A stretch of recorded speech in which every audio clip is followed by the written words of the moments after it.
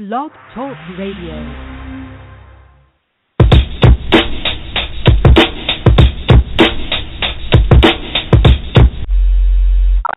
Please take all the necessary precautions to protect your constitution while listening to this broadcast. 3, 2, 1. Coming to you live via the internet. It's time for Rage Against the Regime. Let's get ready to rumble!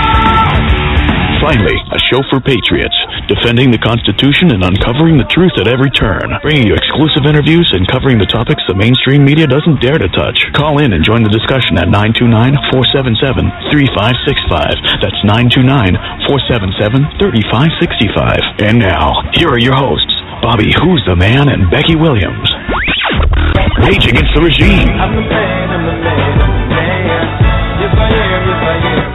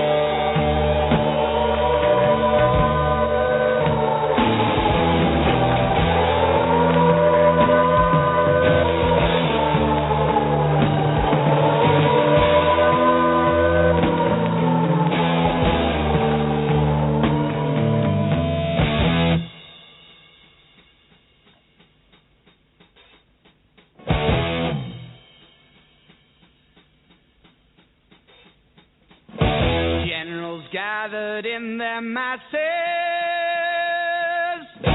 just like witches at black masses. Evil minds that plot destruction, sorcerer of death's construction. In the fields of bodies burning,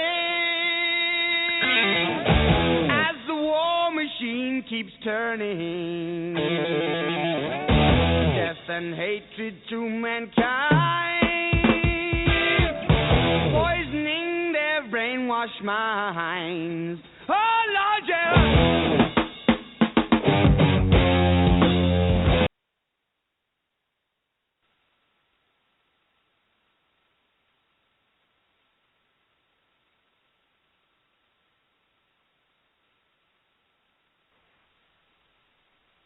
254 area code. Who have I got?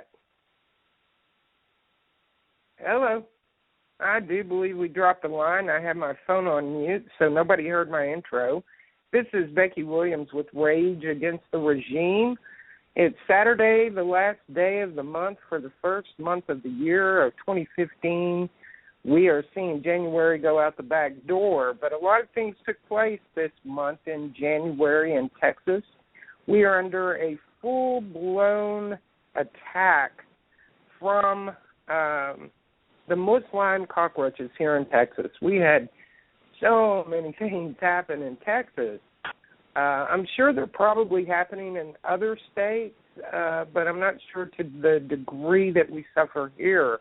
We had Sharia courts put in place.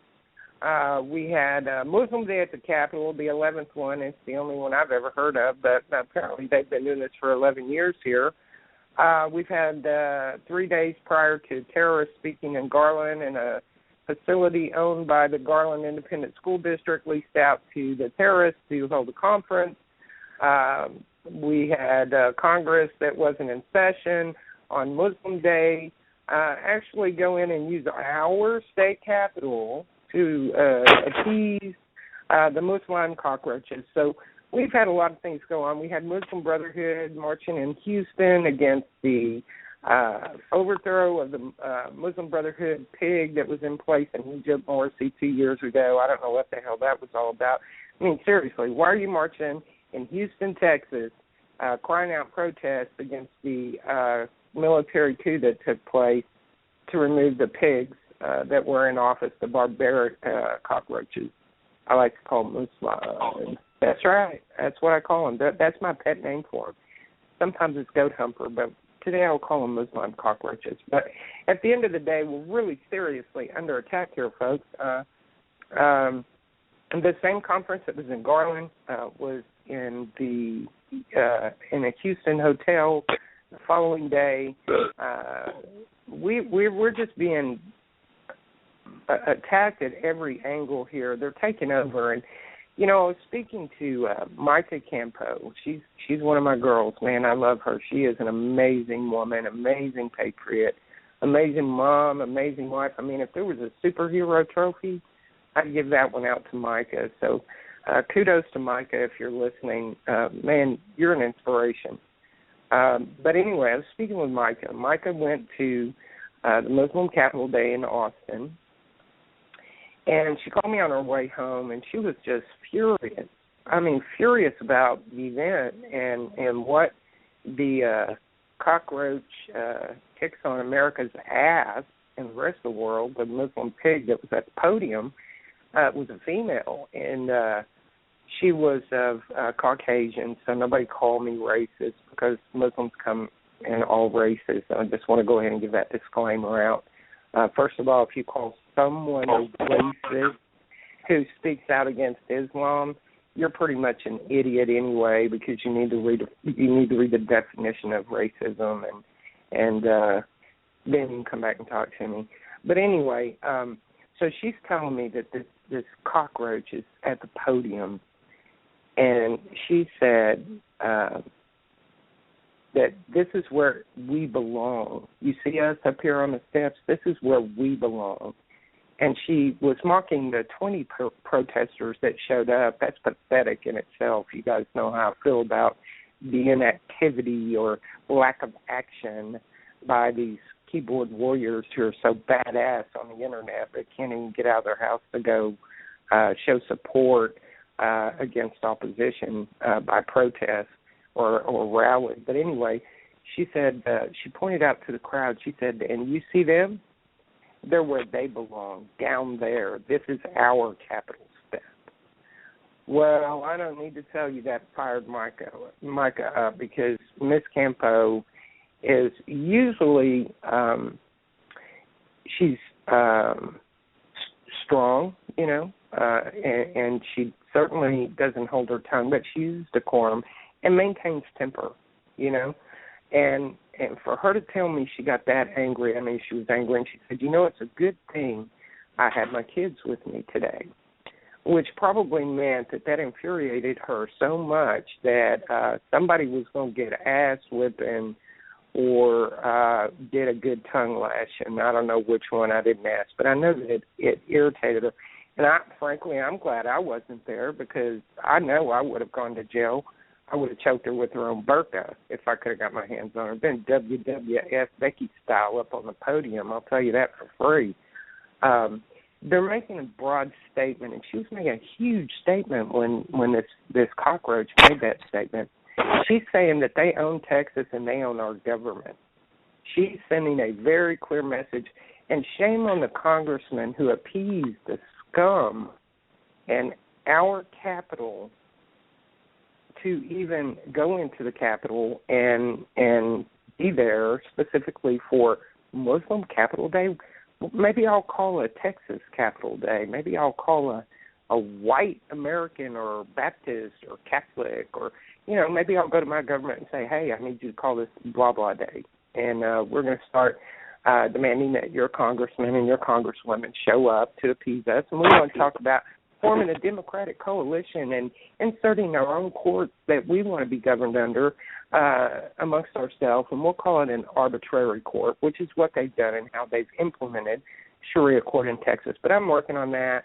I do have a legal team that Jim is helping us put together, and Judge Reed, and we will be writing something for that problem to be added to the Texas State Constitution, and then we're going to go after them for subverting the Constitution. Article 6, separation of church and state, has been violated, obviously, and under law, an arbitrary or an arbitration, an arbitrary court cannot divide property or exchange, making a decision on monetary split.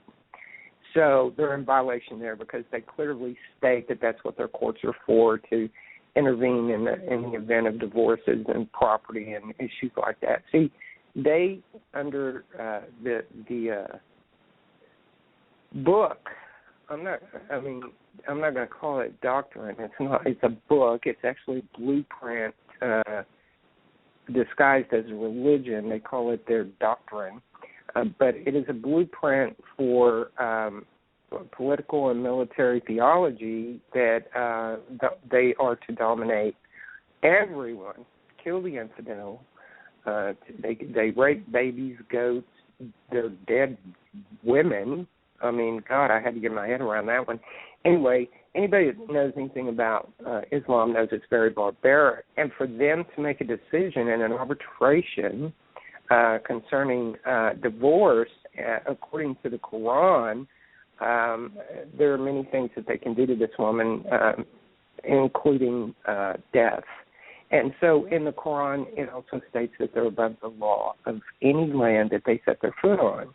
It then becomes their land, and they implement Sharia law, and that's the only law they'll be governed under. They make their own life decisions. They disregard law, and they use your own laws against you. So we're seeing this in Texas. Now, listen, we all know that the cockroach, I'm not going to call him any bad names like piece of shit or, sand nigger or any of those things. I'm not going to do that today. I'm just going to call him the operative because he's a mole. He's a sleeper cell, but he is a Muslim. And he is turning these terrorists back out on society. He is an accessory to murder, seriously, folks, and has been. So many lives have been lost. And these terrorists that he is releasing back out into society are getting back with their little, their thugs, their Muslim warriors, they call jihad freedom fighters. That's what they're teaching our kids through Common Core, which is bullshit. These murderous bastards are out there forming coalitions that our government and other governments are funding and creating these terrorist organizations. And then but what Obama is doing is he is sending them back out on society to wreak havoc on the earth, and to the loss of life has been phenomenal at the hands of Islam. So I'm going to wrap this up, and I'm just going to say that we've seen some very disturbing activity with these cockroaches in Texas. Also, they're trying to blow smoke up my ass and tell me there's only 450,000 of them in Texas. We know for a fact that is not a true figure. Anytime the government gives you statistics or census figures or figures concerning the stock market, the cost of things, or inflation or unemployment or whatever, it's always a number that is either exaggerated or reduced. Okay, it's an inflated number or reduced number that is used for political value or purpose. So keep that in mind. Now, with that said, I'm still in Facebook jail for posting up scripture of the Quran. Nothing added, no other verbiage, anything like that. And then they went back and they found me cussing the Muslims being brought in by the government. It was about 5 months back. And anybody that has followed me on Facebook knows full well that I probably post 40 or 50 things in a given day.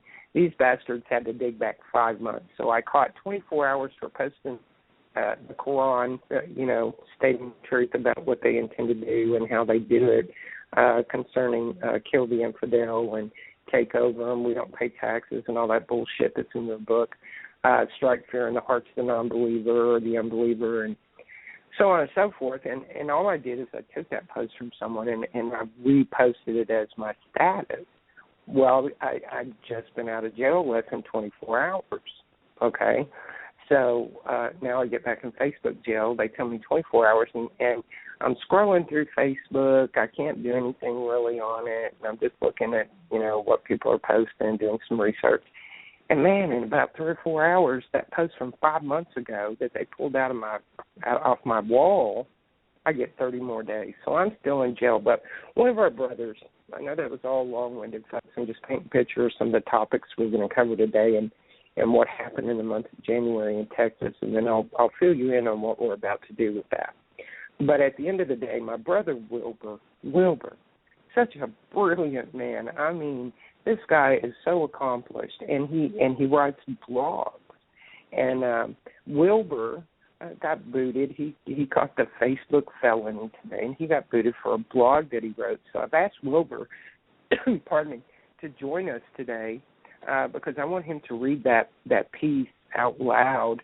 And then we're going to have a discussion about my theory and others, your opinion, on your experiences with Facebook and why they're doing what they're doing right now. And why in particular is it that when we write anything about Islam at all that is the least, has even remotely one sentence that is, in their opinion, a negative connotation of Islam, why is it that they are shutting us down? And I have a theory on that. I'm sure you guys do too. Have your own opinions on what is going on there, or what is going on there. Hey, Wilbur, are you on, brother? Can you hear me? I am here. Thank you for the glowing introduction. Hey, you're welcome, brother. And I know that was a bit long-winded, but I just kind of wanted to cover some things, and I know I was kind of jumping around. Y'all bear with me today. I'm running on a 2-day headache, and it's the headache from hell. So it's got me a little bit scrambled. But please, Wilbur, share with folks what happened to you on Facebook. Well, they had Muslim Day down in Austin, and it's part of the article. When I read it, it's in there. And to be honest with you, when you're on point as much as I am and you write as much as I do, there's sometimes you honestly miss something. Right. I was over in the courthouse. I was in the courthouse in Belton, Texas. A friend of mine, an acquaintance of mine, an old drunk really, got tangled up in a bank deal, sucked into a felony, and he wanted me to go to court with him and talk to the lawyers, the prosecutor. I'm not a lawyer, but he wanted me to talk to him. And I got over there, and I caught him in a bunch of errors in the side room and all that. So I was kind of locked into the courthouse all day, and I missed Doc's show, and I missed you, and, and I was sitting over there. And then later on, I find out that this event had occurred at Austin. So the next day I get up and say, well, I got to write something today. And it's really odd, Becky. In my entire career, this happened. It's called the Murphy's Law of Screw Up. Okay? You can compose something and really work on it and throw it up, and it does nothing. And then you write an article like this where you go, okay, that's good enough. Let me get a cup of coffee. And the world lights up. Yeah. It just, I threw it up there, and at the end of it, I thought, and I even had to talk to Crystal Larimore about this one. I threw a little thing in there at the end of it, and she wanted me to ensure I wasn't making fun of Angela Box when I explained to her what I was doing. She was cool. In fact, they've got a whole section of her newspaper now called Wilbur's Corner.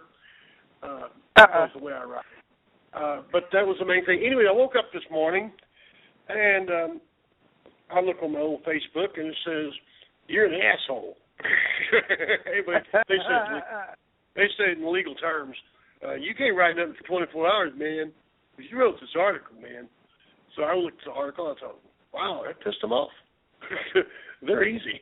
But I looked at it, and I got to thinking, I did another article today and put it up explaining some things, not backing up, but explaining.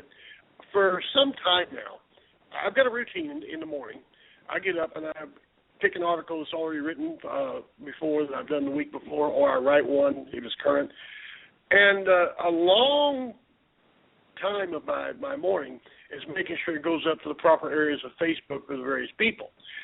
But I go up on numerous other sites, and not to mention printed, not to mention shows like this and all that. And I started to think, about a month ago, this isn't getting anywhere. I mean, I can throw up an explanation for all life in the universe, and I'll get maybe 2 likes. This isn't going anywhere. Right. I was going to hold on to it because I had set up, but I was already leaning toward, this ain't working.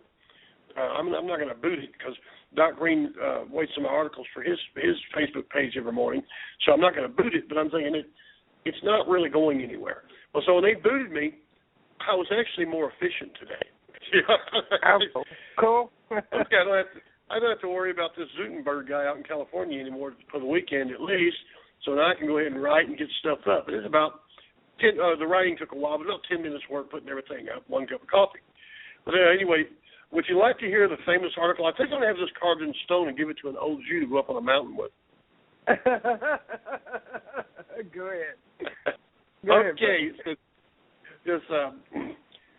Some things take you by surprise. Like a bunch of Muslims having Muslim Day on the Capitol steps in Austin. That took me by surprise. And I'll be honest, I totally missed it. I was running around the Bell County Courthouse with some fool and missed Doc's show, and bam, there it was the next day. Nobody told me, and since I don't subscribe to the Redhead Gazette, I was clueless. The last time I was down there, I was scanned and checked out by the DPS, and now we have some guy screaming Allah Akbar from the Capitol steps. That came completely out of the blue. It's kind of like Greg Abbott coming out of the closet, something like that. I understand about 600 devotees to Muhammad's ramblings showed up, and they had a real good time. No beer and ham sandwiches, but about as much fun as you can have when you hate practically everybody else. And you ask yourself, what do they hope to gain? Well, you have to understand the Muslim mind. And that's a little bit like trying to understand a feral cat. The Muslim will think, hey, you have to claim with me in it, and consider that to be a victory. A Muslim can marry a beautiful woman and force her to dress up in a burlap sack and consider that stylish. A Muslim can be romantically attached to a goat and think it's fine so long as he kills the goat when he's done and feeds it to another village. So it only goes to follow that standing on the steps of the Capitol screaming Allah Akbar is a very big deal for the Muslims. Now, if you ask the DPS officers, dude, what the heck is this, man? You get, it's our First Amendment rights, of freedom of religion. What happened to the Second Amendment, man? We skipped right over that one, didn't we? Where are the free speech zones now? Where all this nonsense comes about? One thing that bothers me is the number of patriots who showed up. I understand there might have been about 20. Micah Campo drove 4 hours with 4 kids to be there. Doc Green was there, so I guess that accounted for about 1/4 of all the patriots in evidence. Okay, listen to me. I wasn't there. Molly White wasn't actually there, but spoke out against it. And some cat called Omar lampooned her on her own Facebook page. You see, that's how far we've gone. A congresswoman sees a bunch of foreigners doing a snake dance on the Capitol steps and says something about it, and then some jerk goes off on her like she's out of her mind. Texas is very... Omar, can I break in here? Yeah, go ahead. Yeah. For the listeners, Omar that Wilbur is speaking of that attacked her is that Muslim piece of shit that runs the terrorist organization, all right? Already called the terrorist organization, Terrorist Ties Funding Terrorism, in 1991, 1993, and 1997 by the FBI and alphabet agencies in this country, the DOD and the DOJ. And they are the largest thriving nonprofit, that's a laugh, I was being condescending, organization, and Omar in the country. They're the Islamic Council for American Pigs, Islam. And he runs up the Texas chapter, and he was one of the terrorists who spoke at the Sound Vision sponsored another terrorist nonprofit organization. All Muslim organizations are nonprofit because, see, under Sharia law they don't receive taxation. So there's private bills that have been put in place to exclude them from the extortion that everyone else suffers. But anyway, go ahead, brother. He heads up the Texas chapter for CARE. Go ahead. Well, I am impressed with him. You know I ate his ass up, right? Yeah, I love it. I tell you, I hate him. I'm going to go into the article in a minute, but I hit him with Omar. your name is Omar and you've got something to say about Texas politics, go home, Omar. Omar Terrell. Omar Terrell. Yeah, go ahead. Anyway, Texas is very important to Muhammad. While he's laying around with his 72 virgins, I would assume they're all broken in by now. Anyway, he's up there eating dates. Texas weighs heavily on his mind. You see, if they can pull this off in Texas, then California is a shoe-in. By the time they take Texas, California chicks are going to be strolling the beaches in burqas. I wonder if the good folk in Cali will make it legal to marry goats. But I digress. I never dated a Muslim chick. I guess it would be a little bit like waking up with Jodi Arias. Well, not that cute. Jodi has some good points, but going to the shower while she swings through the kitchen is not one of them. Anyway, the camel jockeys went to Austin, and they had their day. Oh, side note here, I know Jodi. Anyway, I'm going on. Where would they go from here? I might suggest having Muslim Day in Salt Lake City. In the spirit of love and peace, have a big prayer meeting on the steps of the Mormon temple.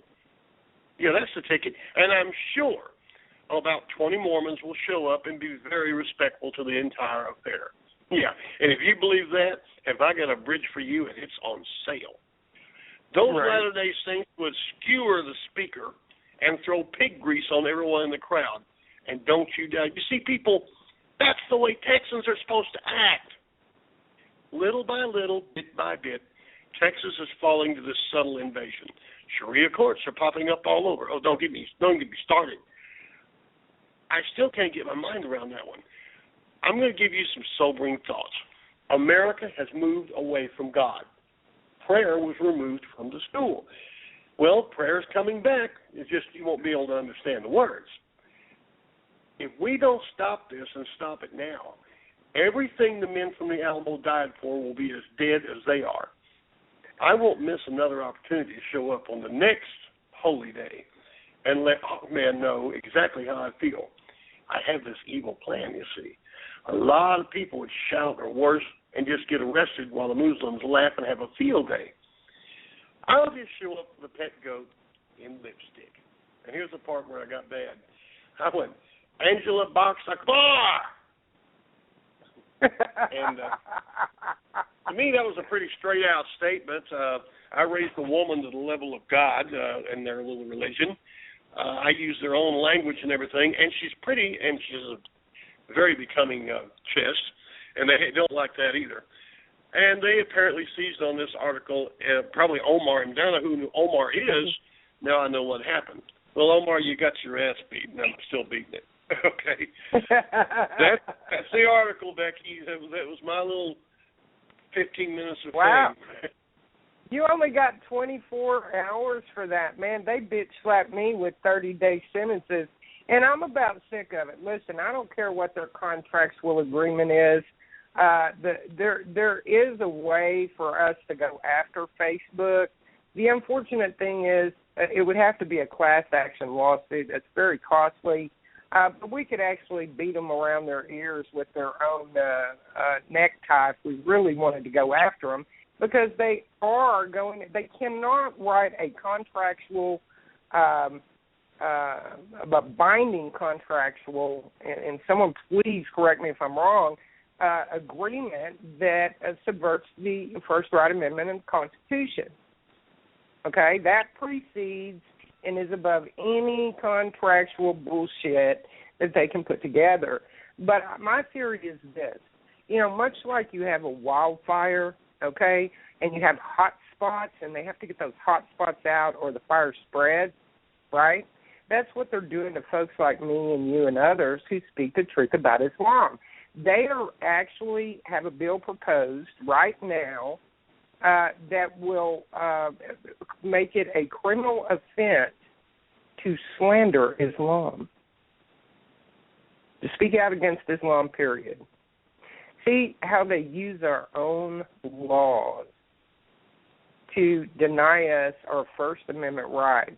It's much like what they're doing with the black community. You can't say nigger. They can call each other nigger all day long, but you can't say nigger if you're not black. And And the DOJ thinks it's okay for them to kill Whitey, and they incited and kill the police, but you can't say nigger. You can't. Now they're saying, Al Sharpton's bitching, you can't say thug because it's offensive to the blacks. Well, hell, they call themselves thugs. The very definition of a thug. But they come in all colors. Thugs come in all colors. So really we can't reference you as a thug, but everybody else that is thugging can be referenced as thug because they're not black. You know, and we're seeing this with Islam, and I'm not saying that it's a race. I'm saying I'm using it as a parable because we're seeing across the board a select few being given preference to oppress all the others and to kill people and attack people, and it's not called a hate crime if they do it, but if a white person were to smack down a black person, now all of a sudden it's a hate crime, you know. But kill Whitey is okay. That's not a hate crime, and the government not only has funded that program, but incited the program publicly with a well-organized attack on the white community and the police by the blacks. Using them as their foot soldiers. See, the government is giving all these royalties up front. They're giving them all the goodies. They're giving them all the small to medium business infrastructure, free education, all the benefits, housing, free money for business, no taxes, no private bill for no interest on money. Of any kind, so essentially that wouldn't be a loan because the definition of loaning money means that you're going to get a compensation back with a monetary gain on the end of it.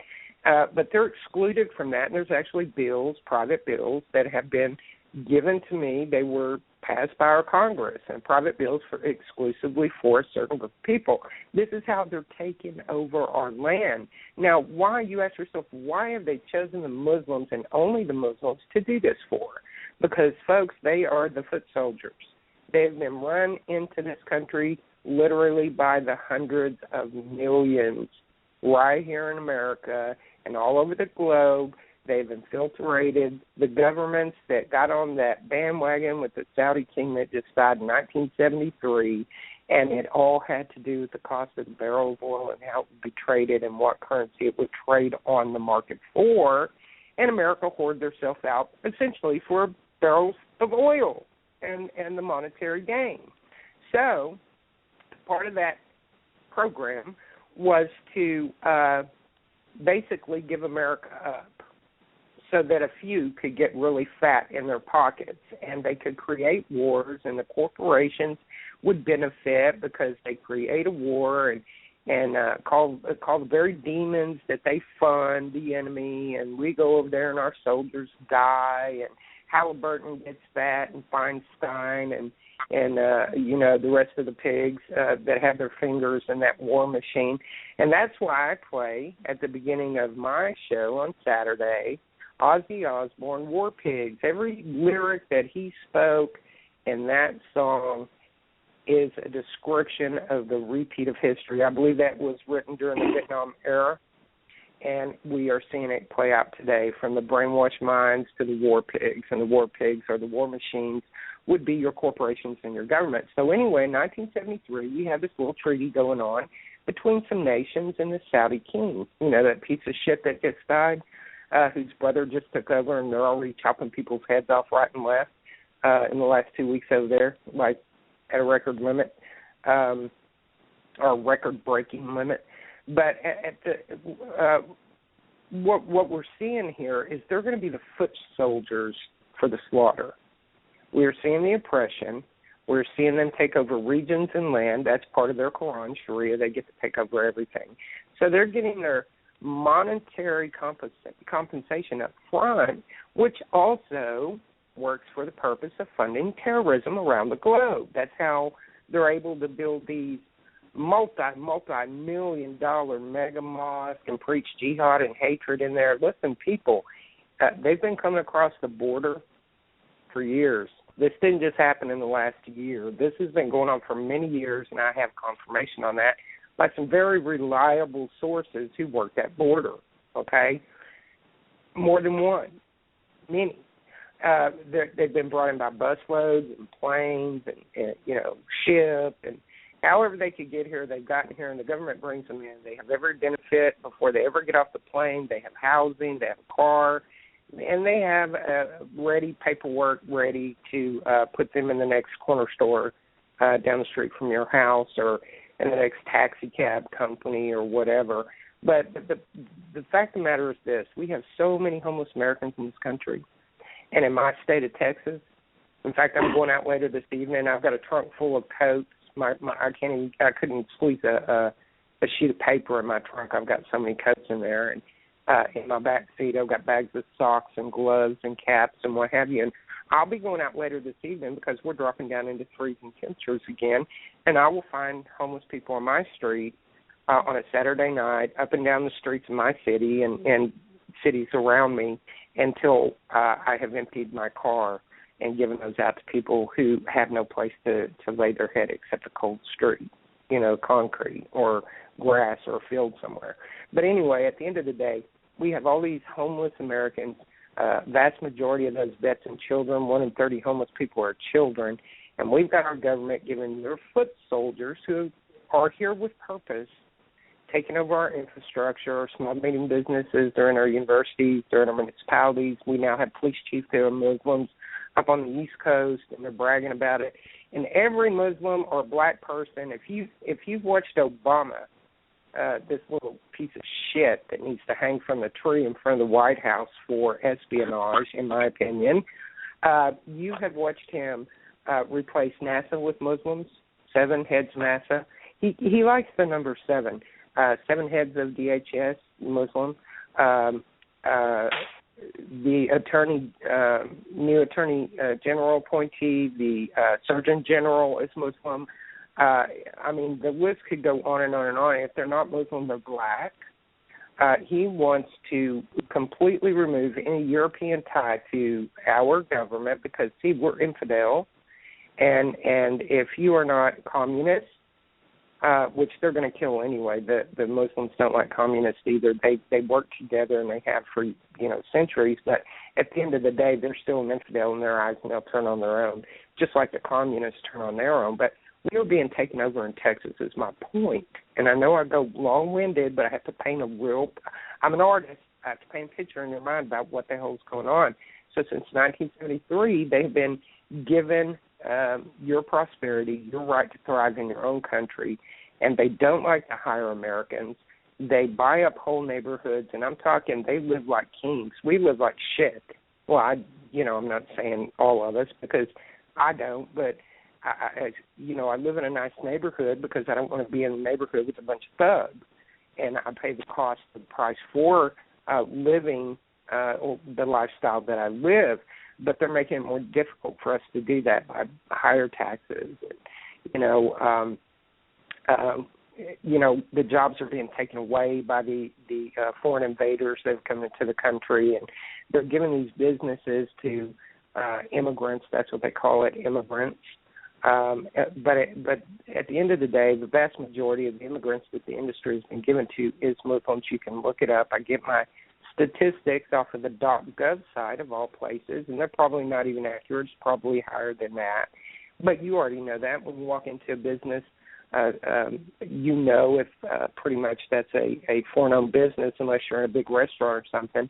But, folks, I'm going to ask you to do something. We need to save Texas, and this is why Wilbur wrote his blog. He's disturbed by it. This is why we're out there doing what we're doing. But we have got to stop them in Texas, and we got to stomp a mud hole in their ass the size of the Alamo. I mean, seriously. We're going to win this one, though. We're going to win this battle because I'm not going to let up until we do, and so many others are with me on that.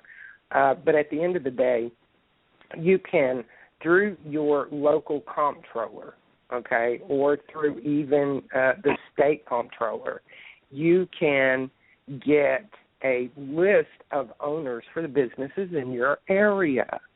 And if you see that a Muslim owns that McDonald's or that Burger King or that Sonic, and they're buying up the franchises like mad, remember, their money's liquid. After operating costs of their businesses, that money all goes in their pocket to do with what they want to do. So they fund terrorism, they fund the mosque, and then they buy up everything. And they do not have to get a loan to do it. And even if they do, they pay no interest. Their special little program, it's called Private Bills, especially for them.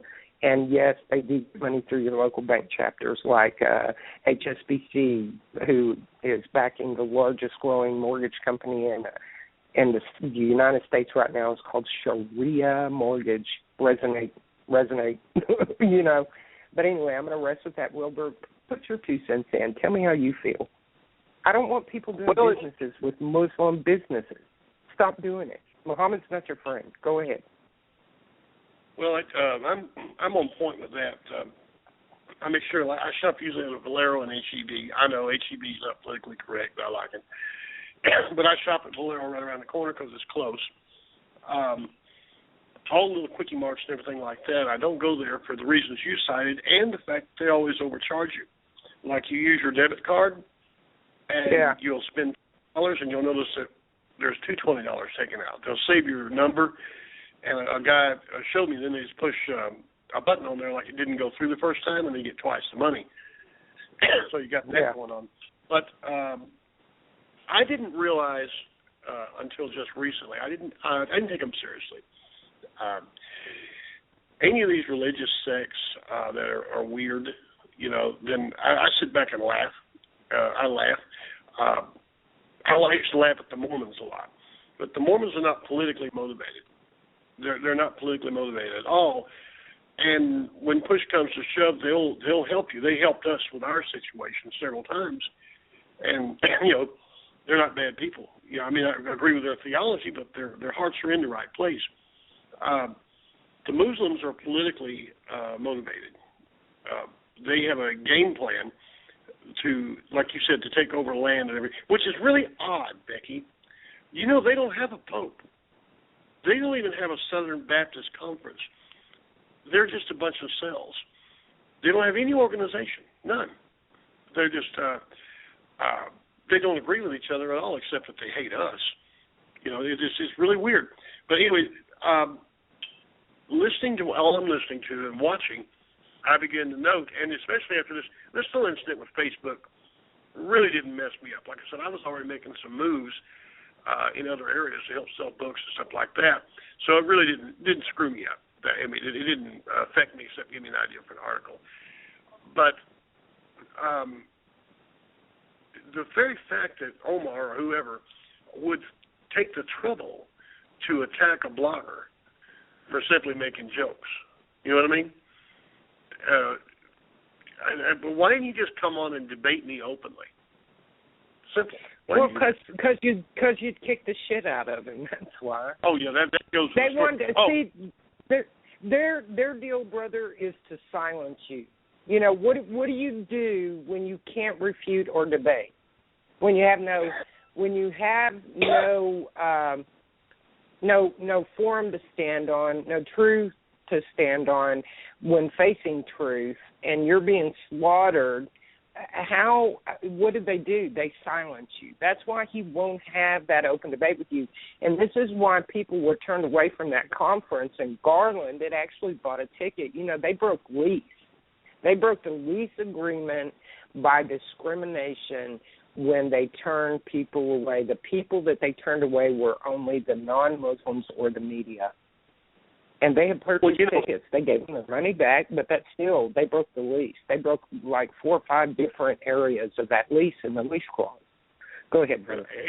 If I was to want to sell a religion, if I wanted to sell a religion, and I had a site like the Kaaba in Mecca, I would want to get as many people who are not my religion to come there as possible with a shish kebab in their when they got off the plane to show them, look how wonderful you are. Go look at the Kaaba. Here's your shish kebab. We make wonderful coffee in the country too, and get people. But you can't go to Mecca unless you're a Muslim. You can't go there. You can't go there. You know, you can go to a Mormon temple. Thursday's little boy day. Thursday's little boy day at the Mecca. People don't understand that, folks. I'm here to tell you, I heard about that years ago from both my sons. they have a thing called Man Love Thursday, because Friday's a holy day. Friday's a holy day. But they hate queers. They hate queers, and they hate women. Like I said in one of my articles, you don't like homosexuals and you don't like women. Dude, make a choice. I didn't know about the goat thing. They screw both of them, but they hate them, right? Everybody else is going to die. It's only if they have a chosen day. Brother, we've got a 509 area code with their hand up. I'm going to go ahead and take this caller real quick and see if you have something they'd like to bring to this conversation. Right. Area code 509. You're on. Speak, brother. Hello. Area code 509. Hi. Who have I got? This is Thomas Mick. Hey, brother. What's up? Well, I've been railing on Islam all morning on Facebook. Thomas has something he wants to add today. Go ahead, brother, because he told me a little bit about it, and I said, come on and rage about it for me. What's up, Thomas? What Americans don't understand, and I actually had to block an ignorant troll this morning that didn't want to understand, is that Islam is not a religion. It Correct. Is a theocratic political system. It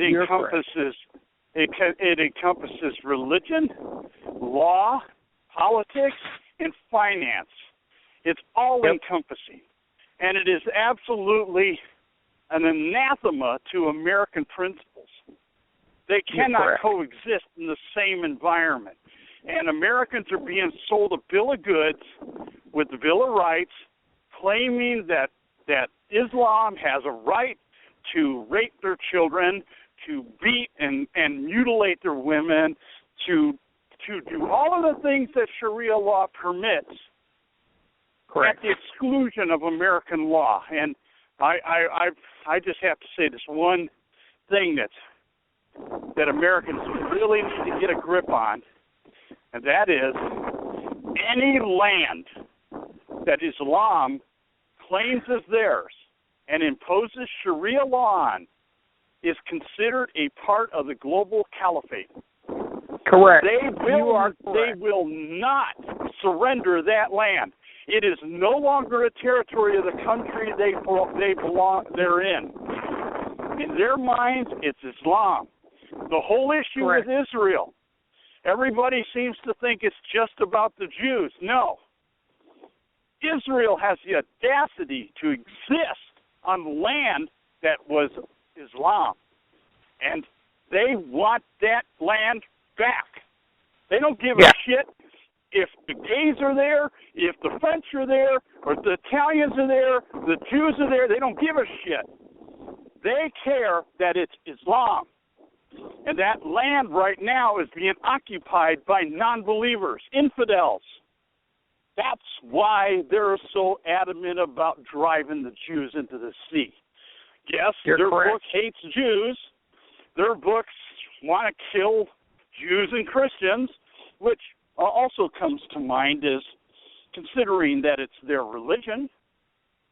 Should we just bare our throats and all just offer our children up to Islam? Because that's exactly what the Quran calls for. Surrender. Convert. You either believe in Allah, which is not the God of Abraham, Isaac, and Jacob. You either believe in Allah, or you die or pay the jizya. You don't have a choice. Exactly. So any of these foolhardy, stupid, ignorant idiots that call themselves American thinking they're preserving the Bill of Rights by claiming Islam is a religion are traitors. Correct. I can't say that strong enough. You are traitors. You are betraying the Republic to Islamic invaders. And that's the reality of our world today. So, and that, sir, is why, Thomas, that is why I want a list of the congressmen that have been engaging in this entertainment of Muslim Day at our Capitol. Doesn't matter. I want to I want to know who the hell did it. It's a corporation. I know. They're traitors. They're all traitors. Every single one of them. Great. Get a list of the legislature. It's real easy to do. You're correct. I want to know who showed up that day because not everybody was there, obviously. Miss White did the right thing, and now this asshole's trying to bring her up to the Board of Ethics, the Ethics Committee, on ethics violations because they didn't like that they had to pay allegiance to Texas. Now, that says everything you need to know. That one statement says everything to me. It speaks volumes, doesn't it? We have an invader in our midst, and they're being brought in by the globalist money powers and their corporations because their goal, unlike Islam, is Islam, to their credit, are at least consistent. They are. Yeah. They lie about it. They will deceive us in any way that they can to further their goal. But you had mentioned earlier that they don't have a pope. Well, yeah, they do. It's called the Quran. Now, they disagree, just like Christians, on doctrine and on interpretation, but the Quran is the unifying force of Islam. So whether you're a Sunni or a Shiite, you might end up butchering each other occasionally because you disagree. However, when they come together under Allah and for the advancement of the caliphate as a whole, that unifies them. And when they smell blood and they see weakness in the American and in the Western world, they're unifying. They're building nuclear warheads. They want us dead, or they want us a part of the caliphate. To lay waste to a third or half of our country in doing it, that's an acceptable price to them. You don't understand Islam because you're not as brutal and barbaric as they are. Well, I keep trying to tell people, brother, I'm screaming at the top of my lungs, and, even my co-host yesterday made a mention twice, and he and I have had so many discussions, and I'm not cussing you, Bobby. I love you. You're my brother, and you're entitled to your opinion. But we had a discussion yesterday, and he actually said, I have some Muslim friends. Listen, nobody has a Muslim friend, okay? No, they're not even friends. They're not even friends to each other. They slaughter their own just as quick as they'll slaughter anybody else in the world. They are a psychopathic, barbaric, inbred minion of the devil, each and every one of them. And they teach their children that hatred. They are born into it from the minute they take their first breath. They will be who they will be because they belong to Islam. And that little kid looking at you with those big bright eyes, don't think for a minute that 5-year-old or that 6-year-old is not more than capable of taking your life. And you can call me foolish if you want to, but watch some videos. They've got 5-year-old kids that can sit and take a weapon apart in a matter of just a minute and a half or 2 minutes, and I'm talking an AR-15, easily, blindfolded, take it apart, reciting scripture from the Quran while they do it and have it put back together. I'm serious, in a matter of 1 or 2 minutes. They're very versed. They're out on the fields training those children with weapons that they can barely hold up and pistols that have so much, kickback on it that it goes up over the child's head, but the kid can hit the target. And they'll strap on, they're taught to be a martyr is the greatest honor in the world. They'll strap on a belt loaded with explosives and gladly walk into a crowd of individuals because they are taught that from birth. So don't be fooled by the children either. Go ahead, brother. That we learned that lesson in Vietnam. The communists didn't think twice about strapping grenades on their kids and sending them to hug GIs. This has been going on for generations, and not just by Islam. But children, Americans have a weakness when it comes to children. They assume that children are innocent. They assume that children are brought up like we bring up our children, and that's not the truth. When you have barbarity and you have women that willingly sacrifice their children as martyrs to blow up Jews simply because they're Jews, that doesn't tell you a story about loving motherhood, now does it? No, and brother, if you looked at what happened in Austin the other day, they keep mentioning, and they did it also in Garland when I was in the rally, they bring their kids in. They use that against us. What you just stated, how we see children, they use that against us. They're playing us like a harp. They understand where Christians... Yeah.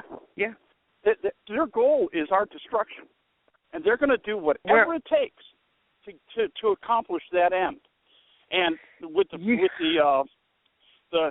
doctrine of taqiyya, they're permitted to lie, deceive, break oath, break contracts. They don't have to regard anything they promise us, the kafir, at all. As long as it's convenient, they may keep their word. But the minute it advances their interests or Islam, all bets are off. They don't keep their word. I'll never, ever knowingly enter into a contract with a Muslim. I don't give a shit how big a smile is, whether it's male or female. I don't really give a shit. The minute I find out they're servants of Allah and Muhammad, I don't want anything to do with them. Well, would you so many go into a... No, I wouldn't. Go ahead, brother. I mean, why would you enter into a contract, an agreement with somebody that you know their holy book allows them to violate that word? How does that make any sense whatsoever? I wouldn't. But do you know how many people are? Well, yeah, I do. And still telling me that they have Muslim friends. You do not have a Muslim friend. Anybody within earshot of this show, and you can send me hate mail and you can call in, you can debate this fact, but I will put you in your place and I'll prove it. I'll prove it with the written word of their very own doctrine that they live their life by to the T. There are so many areas of deception that they will use in order to further their agenda. And I'm going to give 3 of them out. There's a 4th one, but I can't think of it right off the top of my head. And I'm going to invite the folks that are listening to look these up. One is Muruna, Muruna. That is a form of deception, and it's descriptive in how they use it. Kitman, Kitman. Look it up. Taqiyya would be another one, and there's another one, but I can't think of it off the top of my head. So Taqiyya, T-A-Q-I, I believe it is Y-A or Y-Y-A. Look it up. See what it says in the Quran. T-A-Q-I-Y-Y-A. Taqiyya. Exactly. So look it up, folks, you people that are listening on this call, so that you can also impart this knowledge when you are debating an individual that truly believes Ahmed at the corner store that he's been doing business with for the past 10 or 15 or 20 years is his buddy, because he smiles and makes casual conversation when he goes in. Listen, he's laughing at your ass every time you walk up to the counter and put your dollar on it, because he's not being taxed. He's going to tax the shit out of you, but you're not being taxed, and you're funding his $400,000 home that he won't pay any interest on, and he can plop cash out for because he's not taxed, and he's funding his terrorist brothers that he calls his cousin that he's trying to help get over here. You know, I've heard all the stories. Listen, quit going there. Quit going to the convenience store because it says convenience. Because you can't be bothered. Go, brother. Go ahead. There's even a simpler thing that you can instruct your American friends that think that Muslims are their friends. They're commanded in the Quran not to be friends with unbelievers. Absolutely. It's an absolute command of Allah to not befriend the unbelievers. They'll deceive you into making you think they're your friends. But when it comes right down to it, if they truly believe in the Quran and Islam, they are not your friends. And you can go right to their holy book and look it up and see it for yourself. Thomas, the thing is, and I hear people say this all the time, well, there's, people say they're Christian and they're bad people, or people say this and they're bad people, and they come from there and they're bad people, and those are supposed to be just a good group of people. Listen, man as a whole is an evil, selfish, greedy entity. Okay, just talk about human nature. I'm talking about exactly. However, you prove to me one other religion that practices and preaches and teaches complete hatred, oppression, conversion, or death as their doctrine in order to survive on this planet. And I'll not only will I kiss your ass, I'll give you the keys to the car. Okay? Because you cannot refute Islam's that. the only one. Exactly. Listen, I heard a bunch of noise, back in November when we had the elections, and the Republicans won the Senate and the House. We've got the majority seats, and things are going to change, and yeah. Right. I fancy myself also a writer. I write some pretty prophetic stuff sometimes, but I wrote a little something for those idiots that were saying, "Oh my God, Cruz for president. Oh, Trey Gowdy this and this and that about the Republicans, and now we got them where we want them, and shit's going to change, and nothing's going to change." Listen, I wrote something, and I want to read it to you. Not a damn thing. Yep. What you will see today in history. There was no victory. The web was spun. No party won. It will not change our destiny. It is simply an illusion, nothing more and nothing less, a two-party system that is in reality but one. I wrote that, and I posted it up as my status because I was getting sick, throwing up in my own mouth at my patriot brothers and sisters who I thought understood, who we had engaged in conversations and exchange of information, understanding that neither party is here to save us, neither party is going to make a difference, and politics is nothing more than a shield for the shadow government or the mafiatic entity, the communistic, the thugs, the criminals, the murderers, the thieves that we call government. And it pissed me off, so I wrote that. And I wanted to share that with you guys. Listen, nobody's on our side. Nobody. And we are the only hope. We are the soldiers that God sends forward. We are to do this battle, regardless. This is what we're supposed to do. But I don't know about you, but he said I'd be more than a conqueror. I'd be a victor, and I'm not going to settle for anything less than victory. See, I'm going to be a hard ass like the Muslims, and I'm going to say, bitch, I'm coming, and I'm going to win this one. So in Texas, I'm going to send a message out. I kind of wish Omar Carroll would come on and call the show because I'd like to have a piece of him. I'd chew him up and spit him out. He'd look like ground hamburger meat in a minute. But, Omar, if you're listening out there, you're not welcome here. You have a very limited time to get off Texas soil. And that goes out to all of Islam. And I am telling you now, you are not welcome here. You get out of my state. I'm going to take everything back that you stole from us, and I'm going to prosecute you for your war crime. Get out. You are not welcome here.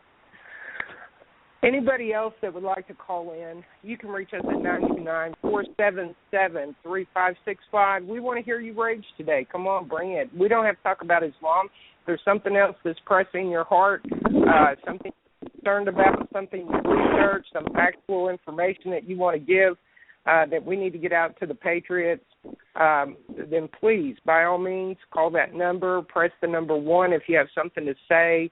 It gives me an indication on the board that you want to engage in conversation with the round table here, and we will be more than happy to give you that airtime.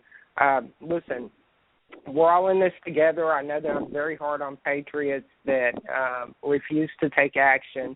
20 people in Austin, and this is, I believe, what Wilbur was also very passionate about in his little blog this morning. 20 people showed up at our Capitol. Listen, I know we got more than 20 patriots that live in Austin, okay?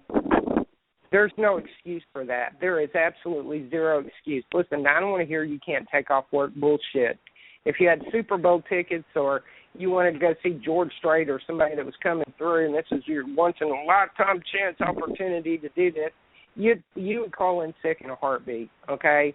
You would. Yep. I would even think that if you were in Texas and somebody said, "Hey, dude, I got Super Bowl tickets. You want to go? I've already got the tickets." I bet you left your ass to get all the way to New York if that's where it was being held.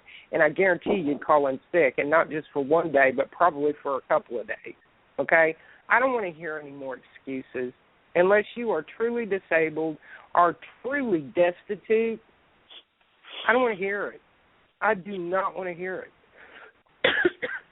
There is no excuse for patriots right now in the position that we're in the state of Texas not to have your socks and shoes on and be the first one out the front door before the sun even cracks the sky to engage in opposition to being taken over. Well, you know that the same holds true with the southern border.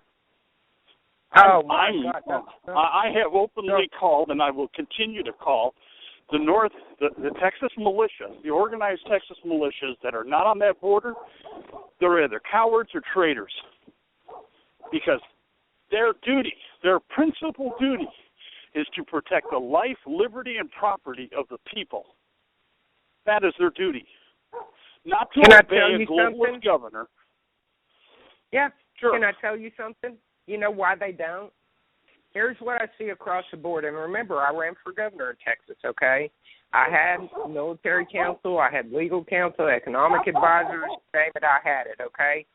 And so I was very close with the militia because part of having the military council was to form our own, if we were to succeed, you know, I know it was a long shot, but if we were able to do so, right, we had to have military to secure the borders and to secure the new nation. So it was very important that I worked on that throughout building a campaign. And here's what I found with a lot of these militia groups. One, we've got a bunch of government shields infiltrated into them. That's the logistic move to keep us disorganized and to keep division and build mistrust and, you know, to demoralize somebody's character with lies and slander and shit. But the other thing that I saw across the board is you had a bunch of whodunit hillbilly boys and girls, not just the guys, that want to step up, self-appoint their rank, call themselves the head of their group. They couldn't dig their way out of a paper sack, but they refused to take direction or advice. And the FTX camps are more of a social event than a true training for people.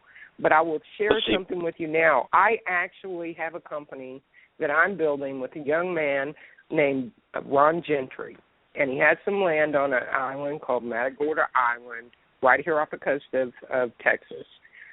We are starting a new business, and we've got a lot of things put in place for this new business. In fact, one of my trainers may be listening in.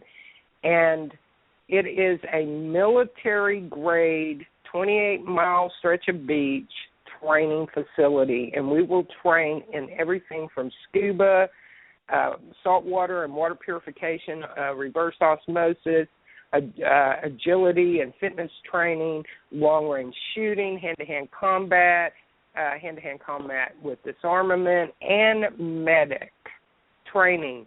And these are paid positions. We only hire vets. We are particularly interested in the new discharge that the government will supplement their income for up to a year if they gain employment as soon as they get out.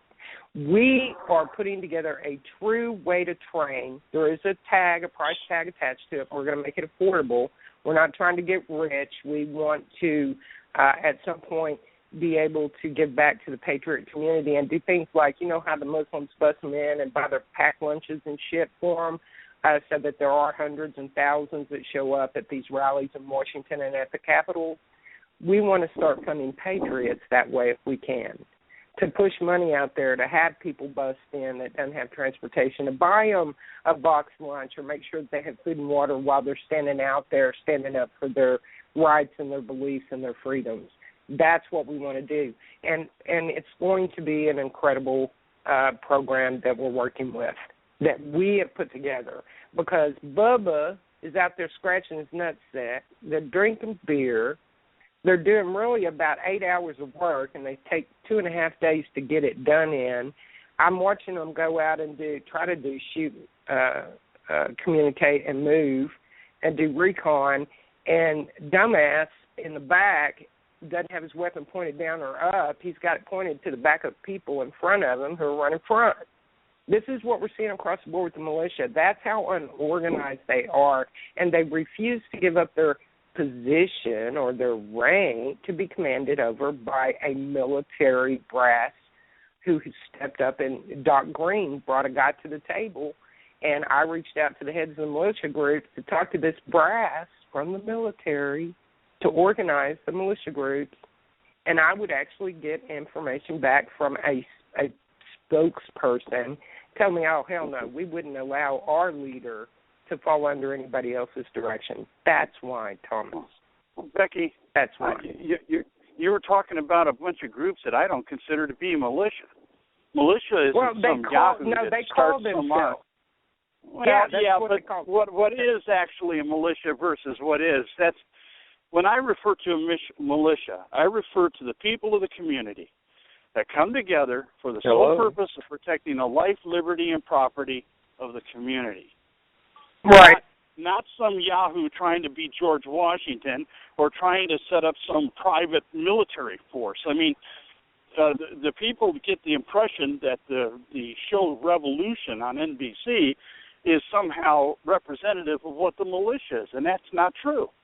The militia is you. Hey, brother, you're making a very valid statement. I think we have somebody that wants to chime in on this part of the conversation. 816, you're on live. Who have I got? You've got Judge Reed Chambers a second. Ah, you are my hero. Sir, I'm going to save you for one moment. Let me see what 214 would like to say real quick. We're going to bring Brother Chambers in because he's amazing. He's a plethora of knowledge, and he and I are working on a resolution. 214, who have I got? It's me, Becky Connie. Hey, sister. You got something you girl. wanted to interject. Go on, girl. Say your piece, sister. I was at the Garland protest.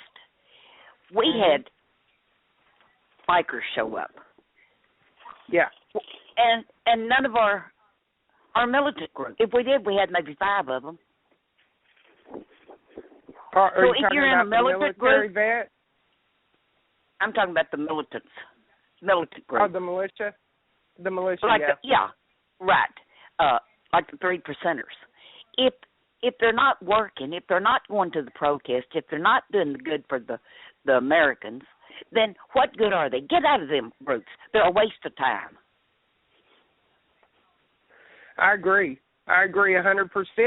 And you know, I run a lot of people off, Connie, because I've been so hard-ass on the Patriots, and I beat them up. You know, I talk to them like their mama would. I'm not their mother. You know, we're all adults here, but I do consider myself one of the leaders in the patriotic movement, and I do put many hours and much effort into impartation of factual, information or knowledge, and I give them direction. I give them the tools. I give them the opportunity. I give them a platform to speak, but I need them out of their house, off of their keyboard. I need to see some sacrifice, because there's just a handful of people who are really sacrificing and doing everything that they possibly can, and then we see all these others that are nothing but lip service. So I agree with you 100%, but I call it, it's my way of weeding people out.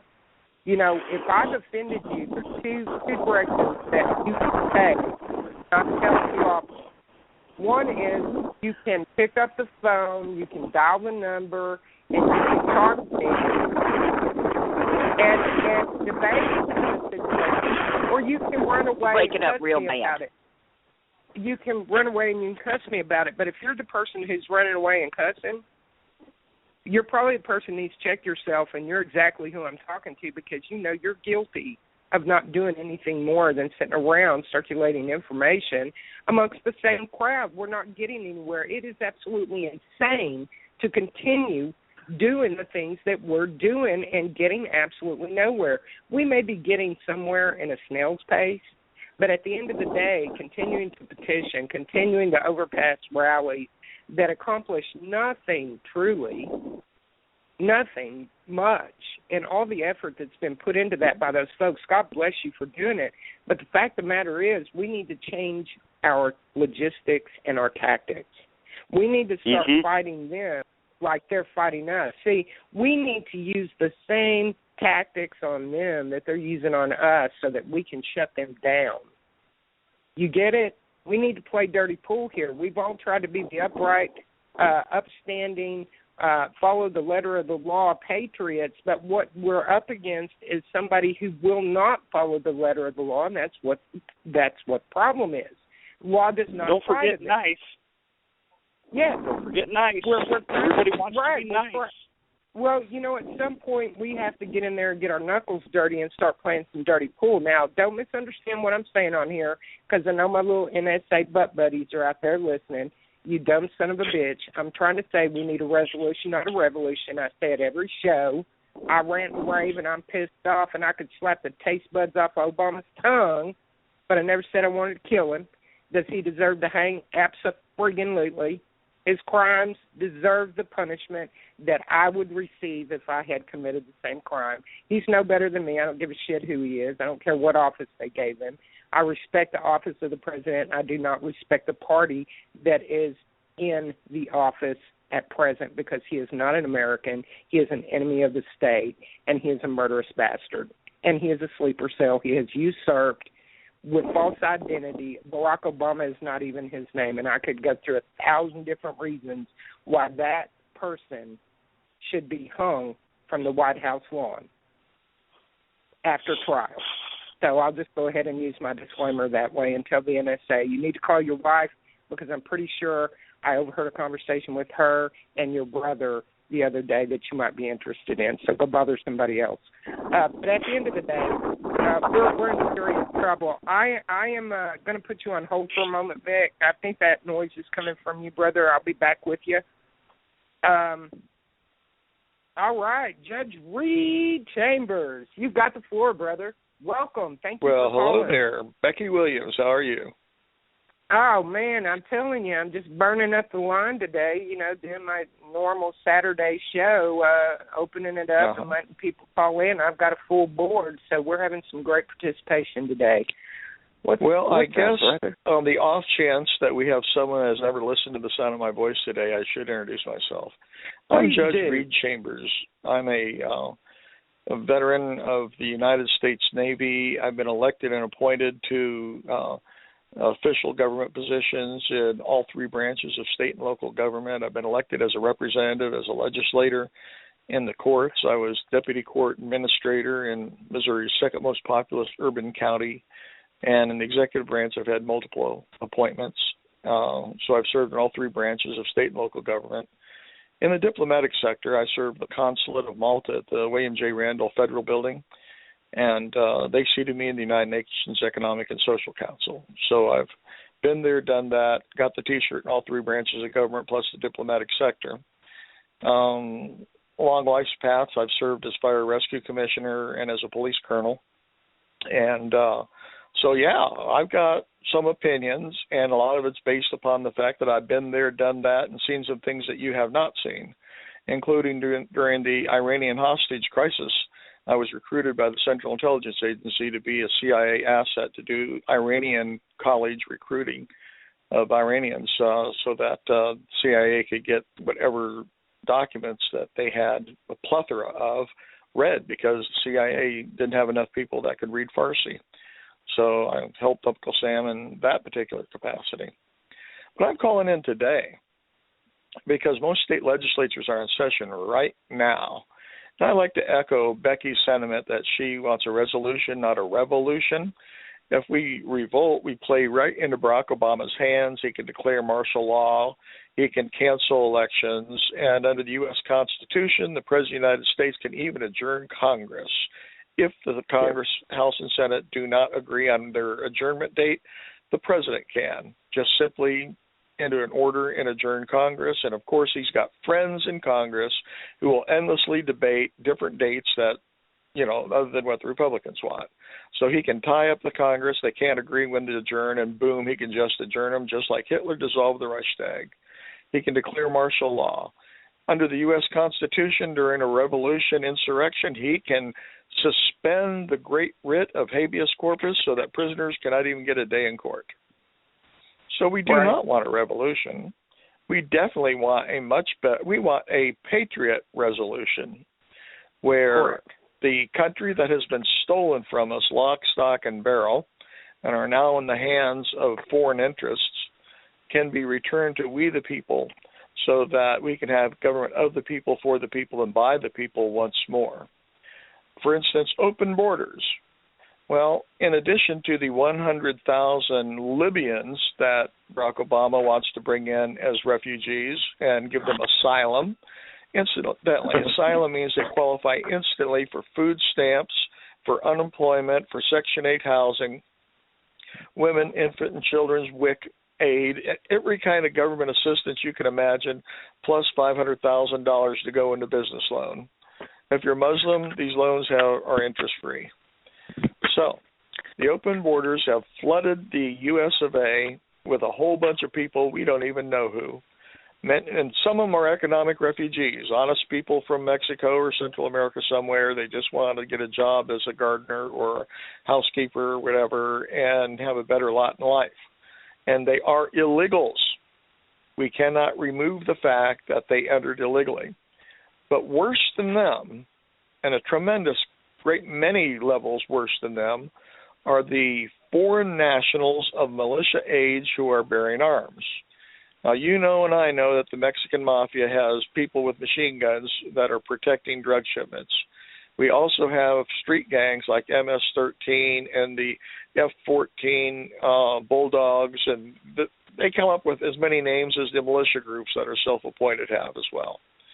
But these foreign nationals of militia age are under arms. And I don't care if it's a sharp weapon, an edged weapon, or a firearm. If it's a weapon at all and they are a foreign national and of their militia age, they meet the definition, as far as I'm concerned, of being an invader. I'm going to iterate for a moment that while the federal government is giving aid and comfort to the enemies of the United States and are funding and arming the enemies of Israel, that we have all these people from the Islamic countries. We have North Korea, China, Russia, Yemen, all these terrorist groups that are bringing people in as sleeper cells. Now, whether they activate as lone wolves like the major did at the Fort Hood massacre, or the shoe bomber, the panty bomber, or the New York Times bomber, these lone wolves by themselves are a problem. Then they gang up by twos, like the Boston Marathon bombers, the two brothers that killed those people with their bombs. What happens on the day? And it is foreseeable when a great number of sleeper cells are ordered to arise simultaneously in like manner as the Muslim Brotherhood uprising in Egypt, where the targets were the Coptic Christians. They burned over 100 Coptic Christian churches and orphanages. They murdered Coptic Christian men and priests. And they formed gangs of rapists in the street that raped Coptic Christian women and teens, circled them screaming Allah Akbar as they took their turn. When that happens in America, when sleeper cells emerge on a single command, and it's an outbreak everywhere, what has in fact happened is an invasion of the United States by foreign nationals under arms. And while the federal government is fostering this activity, and the President of the United States is not Barack Obama, by the way. He is a usurper. He's not a natural-born citizen. He lacks official title to his office, but of course he is the usurper in command. What's going to happen is that they're going to use the uprisings of the people as an excuse to declare martial law. They're going to bring in United Nations troops foreign troops as peacekeepers, and these foreign troops, in conjunction with the Interpol foreign police, which are in fact armed Gestapo agents of Islamic nations, operating out of U.S. federal buildings and U.S. facilities, similar to and including, I presume, the FEMA concentration camps that we've got hundreds of. So they're going to have lists of Americans to arrest, like you, Becky Williams, because you're a loudmouth and you know too much, and like me, obviously, because I'm Judge Reed Chambers, sometimes called Colonel Chambers, sometimes called Bishop Chambers, depending on which circles I'm moving in at the moment.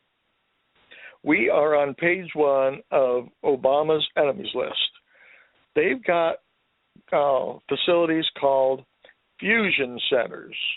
At fusion centers, it's nothing more than a round table of state and local police and federal law enforcement agencies, and I don't know how many dozen there are of those, and also federal intelligence agencies, and there's even bunches of those. We're talking a seat for the Defense Intelligence Agency, the Naval Intelligence, the Air Force Intelligence, and the Army Intelligence, the National Security Agency that's tapping this telephone line, the Central Intelligence Agency, which the National Security Act of 1947 prohibits to engage in domestic police activity, and yet they're sitting at the round table with state and local police and federal law enforcement agents as a co-equal, and they are drawing up lists even as we speak. It'll be rounded up on the day of federal martial law when the trains start filling up the FEMA stations with people like you, Becky Williams. You had a question? I know. I'm excited about that. I am so excited because it's going to be such a glorious day. You know, I actually know that's going to be the day that I stand face to face before the Lord, because I'm going to tell you right now, I will not go willingly. I will not go without a fight. Well, let me ask you a question, Becky Williams. People to hell. When's your birthday? Sir. When's your birthday? October 14th. October. And what do you want for your birthday? What I want for my birthday? Yeah, what do you want for your birthday? World peace. Well, that's nice. I don't. I want ammunition. I want all my friends and loved ones to give me ammunition of a specific caliber that is going to be useful because it can be chambered. You know what? Ammunition would be actually it would be a great gift. And for you, my brother, for your birthday, I'm going to let you pick from the menu on our island of training that you think would be most thrilling to you and advantageous for you to learn. Well, I'd say that'd be the barbecued ham inspector. Well, we've definitely got our kitchen set up. We have a great kitchen staff. But you know, we're going to offer long-range shooting on that island. Well, and I am no longer of military infantry use because I'm in my mid-60s. However, let me say this. Okay. Me and others with me who use canes in life and have gray hair are wicked snipers. We might not be able to hit the beach and climb over that ledge like we used to, but you put any accurate rifle in my hands and up to 400 yards, and I tell you that I can shoot them square in the ass. We can teach you to shoot a little further than 400 yards, and we've got some wicked scopes that set themselves. All the trajectory is set by itself electronically on the scope, and I think you'd have a blast out there on the island. I'll have to bring you out for a visit. But at the end of the day, I'm going to add that correct. If you're doing this, and this is in the state of Texas, I presume, correct? Yeah, it's off of the coast at an island called Matagorda. 28 miles of beach. You know, for cheap dollars, I mean $25, you can likely incorporate under the laws of Texas a accreditation agency, and you probably have missed that 25 years ago, private accrediting agencies have been established to accredit police departments. And they used to put their little decals on their police cars that it's an accredited law enforcement agency. There's accreditation societies for fire departments, et cetera. No one for the militia. Yeah. Can you imagine that? Yeah, you and I need to speak about that after the fact, definitely. Okay. Absolutely. Well, you know, I am a corporate wizard. Yeah, you're my hero and one of my most trusted advisors. I hold you in the highest esteem, and always will, brother. You and are for everybody true within the sound of my voice, I want to confess I did slip her $5 to say that about me. I do believe Jim's got his hand up. I think he wants to say hello, Brother Reed. Hey, Brother Reed. I just wanted to say hello. Hey. You know, we're broadcasting you on Back versus You right now with a very spirited chat room here. And thank you so much for indulging me. Well, I have some advice to BB if he's going to address Congress. Congress, BB should tell Congress what I just said. BB should tell Congress, who are asleep at the switch, that creeping Islamization of America has created a rift in the Democrat Party. And there's two kinds of Democrats now. Traditional Democrats who are friends of Israel and who are adamant for the defense of Israel, and the new radicalized Democrats that arm and fund the enemies of Israel. And that's the difference between a Democrat and a radicalized Democrat. And you have my permission to quote Judge Chambers on that. No one should be told to vote straight Democrat anymore without inquiring who up and down the list of endorsed Democrat nominees are radicalized Democrats that are ready, able, and willing to fund and arm the enemies of Israel. I agree. There you go. I agree. Well, my brother Chambers, Jim, God bless him, man. He never lets me down. He streams us through other channels and avenues. He works the bridge for us, and I, as always, want to take an opportunity to say thank you, Jim. I appreciate that. Well, I'm going to invite you both from time to time, be guests on my Internet Talk Radio show on Haywire Gulch Patriot Radio. Oh, fantastic. You send my me the link to that. My show is from 5 to 7 prime time on Thursdays and also on Sundays. And by the way, every once in a while you keep hearing people want to call people to have big marches in Washington, D.C. They always want the magic number of 1 million people at Washington, D.C., but not of all of us can drop our jobs and go to D.C. now, can we? Well, I have a better idea. We can't. Okay. On the last Thursday of every month at 7 o'clock sharp, can we not gather on the courthouse steps of our local courthouse and have a Patriots meeting? And what if we had simultaneous gatherings on every county courthouse steps, have every county in the United States, all over 3,000 of them? I will do the production. How many would we have? Yep. Well, I like that. There you go. You heard it first. And for people who notice that I use my title judge, they want to know what kind of judge I am. I've been appointed on numerous occasions as a state administrative judge by the state of Missouri. And I've been a judge and a supervisory judge for a state administrative commission appointed by the governor. And that's who gives me my title and pays my paycheck as a judge. I love it. There you go. Hey, my expertise is election law. We can coordinate that, and that is a very effective way for people not to have to travel. And it doesn't take much Stay to in your have own county and spit in Obama's face. Excuse me, but it doesn't take much to have 1 or 2 IP phones there that can channel into the studio. Hence, we broadcast multi-screen. Let's cut to Seattle. Let's cut to Tampa. Let's cut to Dallas. Anyway, I yield, but here we go. That, to me, Becky, gives me wood, and you know damn well we can get that done, right? And I yield. I call this the National Town Meeting. So everybody's invited to the National Town Meeting on your courthouse steps. We, the people, are invited. Meeting. And we're going to do this on what day? What day should we pick that for? Last Thursday of the month, 7 o'clock. All right, folks. Last Thursday of the month, 7 p.m. We're going to put that together and start promoting that. Now, is that 7 p.m. Central Time, Eastern Time, Pacific Time? 7 p.m. local time. Well, local time to me is Eastern, sir. Yes, sir. So you would start your meeting at 7 o'clock. I'd start my meeting at 7 o'clock because we all get off work at 5 or 6 o'clock. Well, you're Eastern then. No, I'm in Central. I'm in Kansas City. Okay, then I would start my meeting. Hey, why don't you just give me Central Time, and I can probably figure out how to calculate that to Eastern.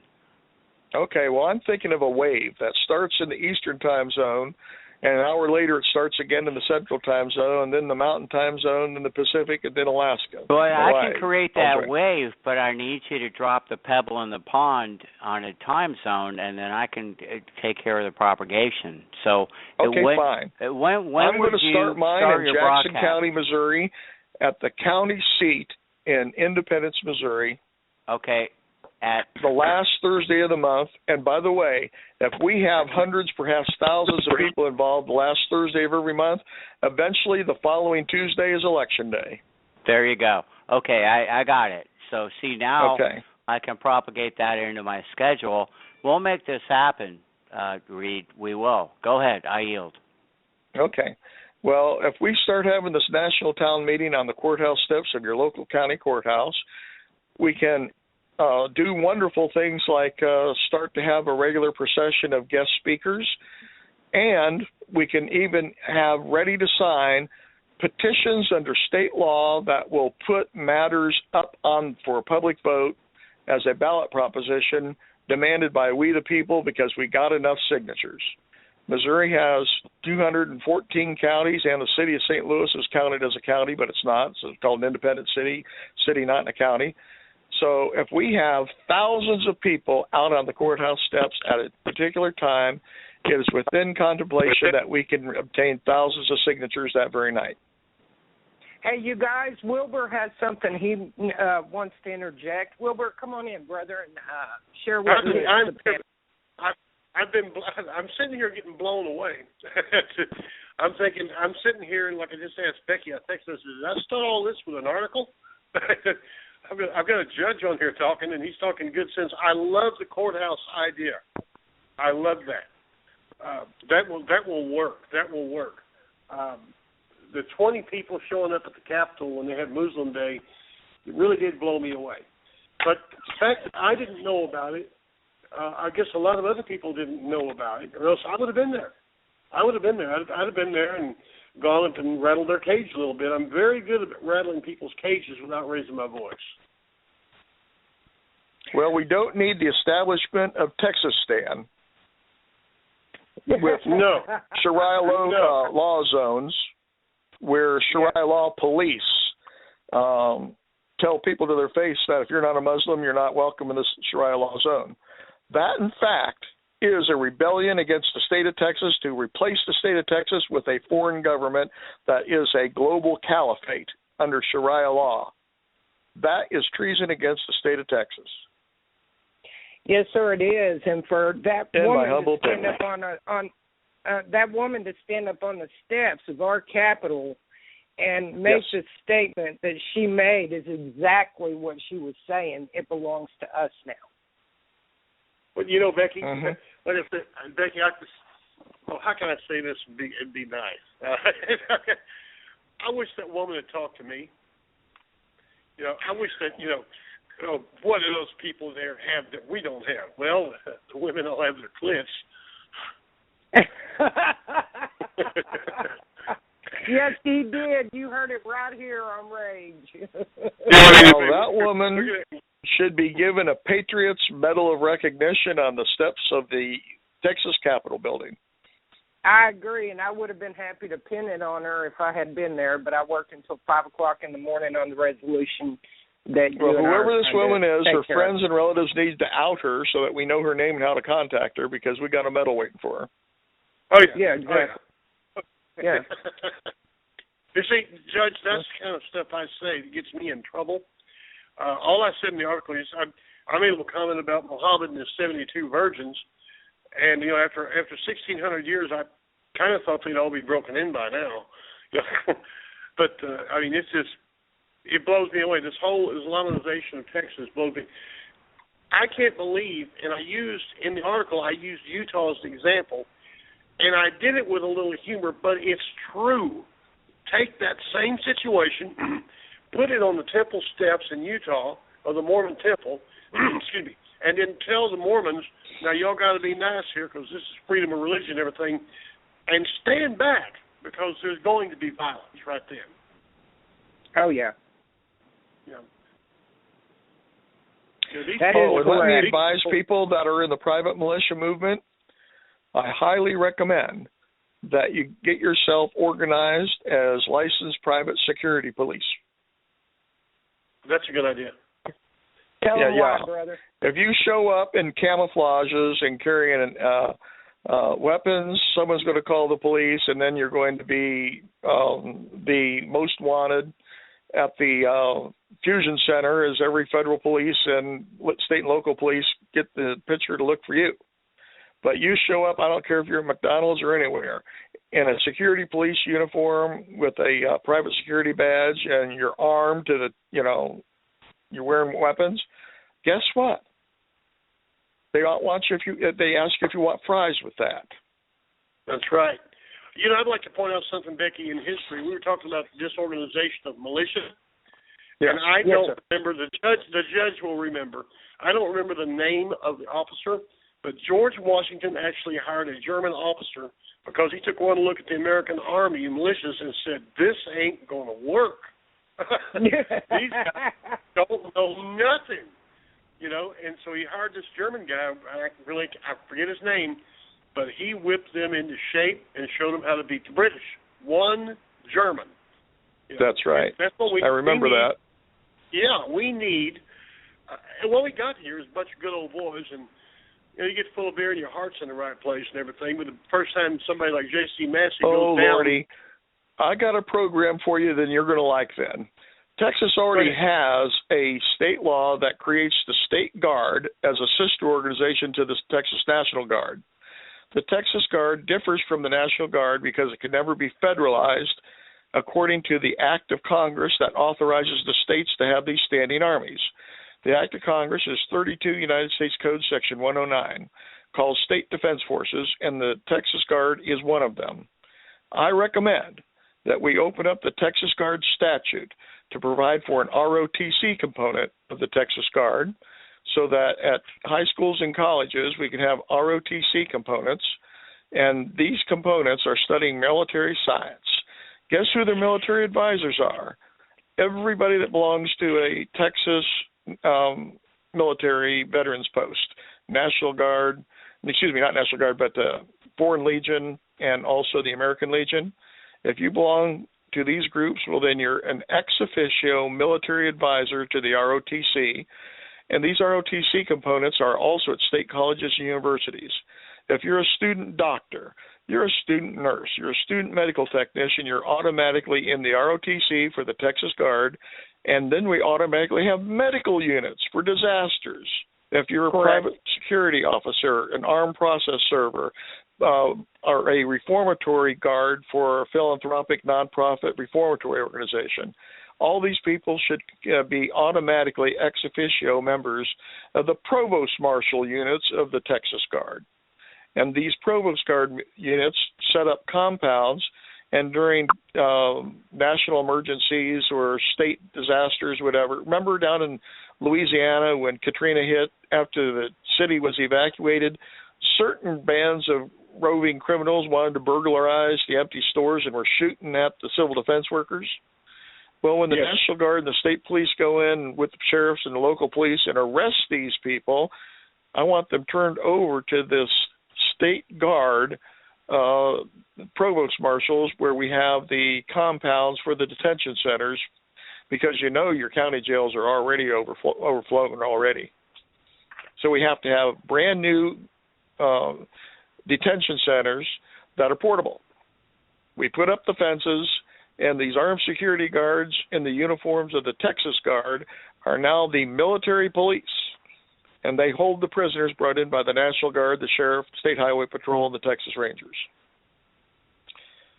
So we have people that own pleasure craft, and this is the flotilla of the State Coast Guard component of this State Defense Force under 32 United States Code Section 109.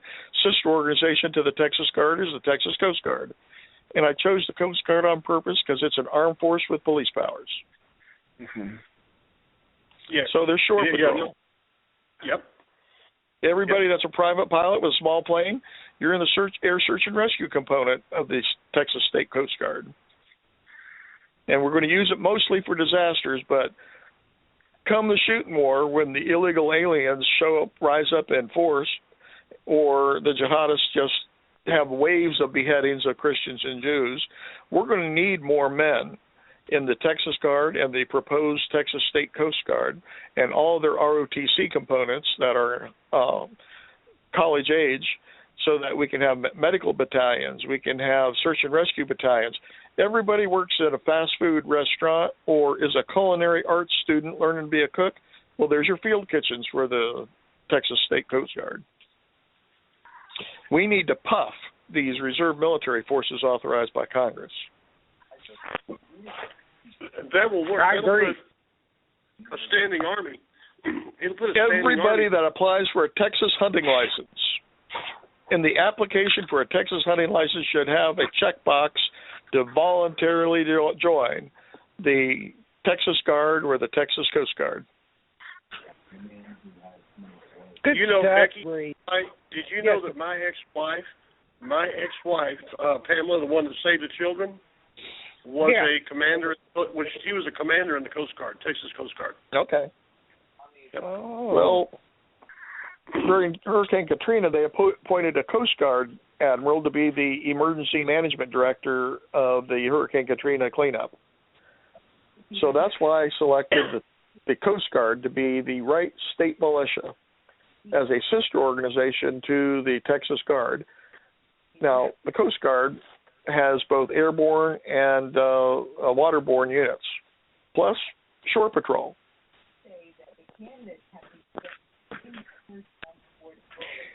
I think so you heard that like from Judge Chambers. We need Texas laws, and the response of the people of Texas to the Islamization of Texas-Stan should be to call your member of the Texas House of Representatives and Senators and write them letters.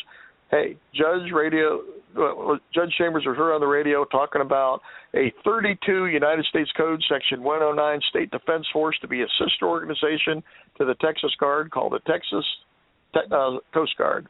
We want it. We need it. Please help us. Will you be the sponsor of the legislation?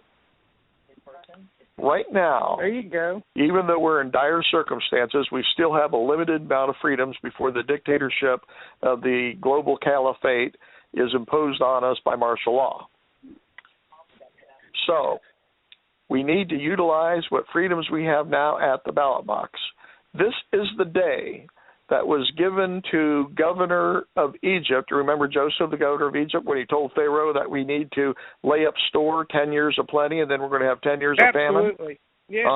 Now is the day to lay up store against the day when there's going to be upheaval, wars and rumors of wars, and there's going to be enemies, foreign and domestic. There's going to be uprising of jihadists, as well as, you know how many intelligence agencies, Cuba, North Korea, Red China, and Russia, the intelligence apparatus that they brought into our open borders is ridiculous. Yeah. They love me. I'm entertainment for them. Yes. Mm-hmm. There you go. Yeah, I do. Oh, by the way, let's send another shout-out to them. Need to remind you guys to go ahead. You listen to most of the show. You NSA guys need to get off the phone, because I did overhear your wives talking about their hot dudes, and they were not talking about you. So Poindexter, you and your buddies need to get off our call and go ahead and hop on over there and find out what your family's doing, because I think your wife's in bed with somebody. Anyway, go back to what you're saying. But hey, Becky, if I could just pop in, I'm doing, a multi-IP cast over from Blog Talk. But when you guys are here on my network, on my call bridge, I have evidence of them, and through ICANN rule, and we'll get to that later. Anyway, sure. Go ahead, Beck, and if we need more time later, just let me know, okay? Absolutely. Yeah, we're about to run out of time. If there's anybody else that has anything they would like to interject on this call, please raise your hand. I've pretty much opened the mic up for anybody that wants to say something, so please take this time to interject your thoughts. Ask the judge any questions that you might have or any of the other panel.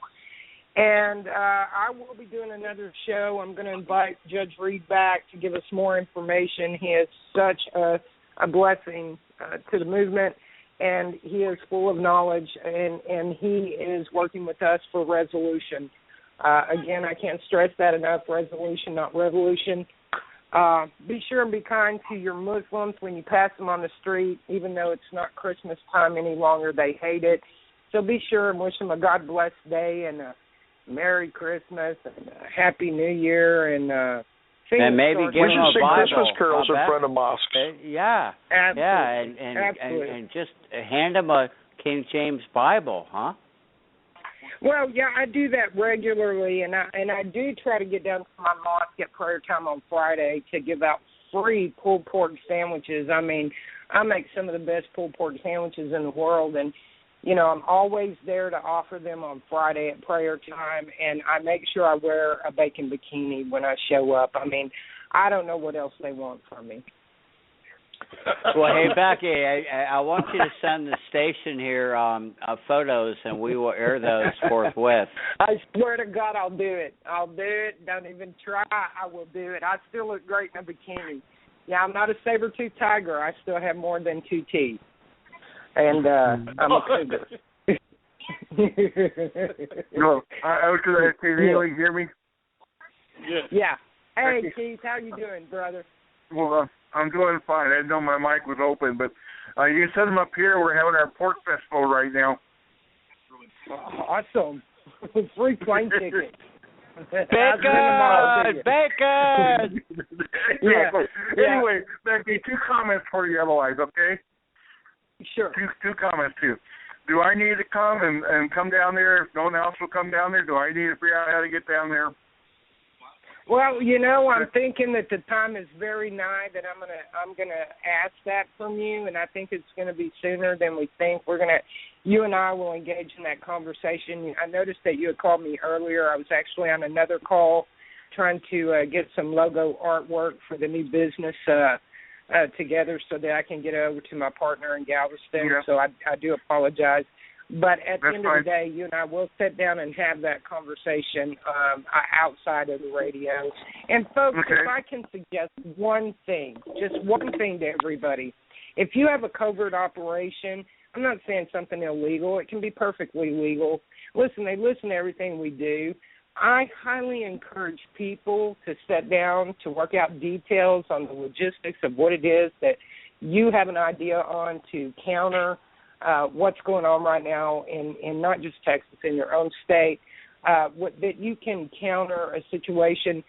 If the ears and the eyes, hey, Poindexter, are not out there listening to you, they have less opportunity to counter your measures. So, with that said, I really, really would like to see you folks get off the Internet, get off Facebook, get off Twitter for a minute, get with each other, go sit down, have a beer, a cup of tea, whatever your flavor is, you know, whatever your preference is, and sit down and you guys start putting your heads together. Listen, all of you are brilliant. And the reason I can say that is because you're all awake. And the standing meeting is 7 p.m. on the courthouse steps of your county courthouse. Yes, sir. Yeah, last Thursday of every month. Becky, the other thing is every month. Sir? There's 2 things I wanted to say otherwise real quick before we run out of time, just so I can get them out. I'd like to, there's some way to get in on the medical part of your training. Been through it once, might go through it again. Okay. Well, second thing is, that's what I had in mind for you. Yeah, okay, go ahead. good. Second question I'd like to, if I could, is to ask you or Jim or you and the judge if you could figure out, give me my number and text me the time of his calls. I'd like to sit down on them if I could, or if you want me to speak or whatever, that'd be fine. Absolutely, yeah. And who is this gentleman? I missed his introduction. Judge Reed. Judge Reed is, this is Wilbur. Wilbur, this is Judge Reed. No. Not Wilbur. Oh, Keith. That's Keith Snow. Keith. Yeah. Keith. Okay. Keith. Wilbur is saying hello to you, sir. He wanted to know who Hello, you are. Keith. Oh, I'm sorry, Wilbur. I'm sorry. Go ahead. I'm be glad you're not Wilbur today. Okay. No, I was asking if we could get the judges to figure out if someone could text me the times and the calls for him. Yeah, oh, absolutely. Like I'll let you know. Yeah, I'll let you know when the judge is going to be on. He's welcome back anytime. He's got an open platform on the road. I'm talking about his calls. Oh, his calls. Okay, well, yeah. Okay, sure. I'll let him know that you want to engage in conversation. Absolutely. Okay. Oh, I'd love to engage in that conversation. And I have things to talk with you about amending state constitutions and putting militia laws on the books and puffing tribal authority for tribal governments as well. Well, just so absolutely. you know, I went over those notes last night, Judge, on the tribal end of that you and I were working on when you were advising me on my governor's run, and I pulled all my notes up after our conversation the other day. So you and I definitely need to sit down and further that. Go ahead, Keith. I do apologize. Keith. No, I'm just going to make a quick comment. Is that I've been spending well over 40 years working in the disability committee and trying to fight in this country and get in where we can even find jobs for us. And I'm very well known. And so when it comes to fighting, Becky can tell, and she's seen me already on this program, I'm not afraid to open my mouth. I have a disability, but I like I was asking if I need to come, she knows me well enough. I can't even hardly walk, but I'd be willing to walk Texas if that's what it takes to get the thing going. Okay. I appreciate that's how I am. That's just the way I am. All right. We've got approximately 2 minutes to wrap this up. Anybody else have anything that they would like to add to this? Judge, I would like for you to give out your show information one more time. And then, Wilbur, I would like for you to plug anybody yourself within the sound of my voice can text me. I said text, not talk. Text me at area code 816. Get your pencils and papers, boys and girls. Area code 816-229-7423. That's 816-229-7423. Of course, tell me who you are, and I will reply via text. Or you can join the U.S. Tea Party Political Activist National Assembly on Facebook. All right. And what time and what day? Judge, give that number one more time. I've got to get my area code 816-229-7423.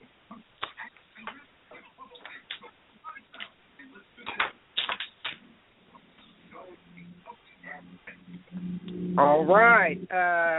Judge, give out your show time and the name of your show again, please, sir. I'm on Haywire Gulch Patriot Radio, Internet Radio, 5 to 7 p.m. Thursdays, and again 5 to 7 p.m. on Sundays. And that's Eastern Standard Time. Judge, give me those last 4 digits. I got 816-229. My phone was coming out. 7423. I got it. Thank you.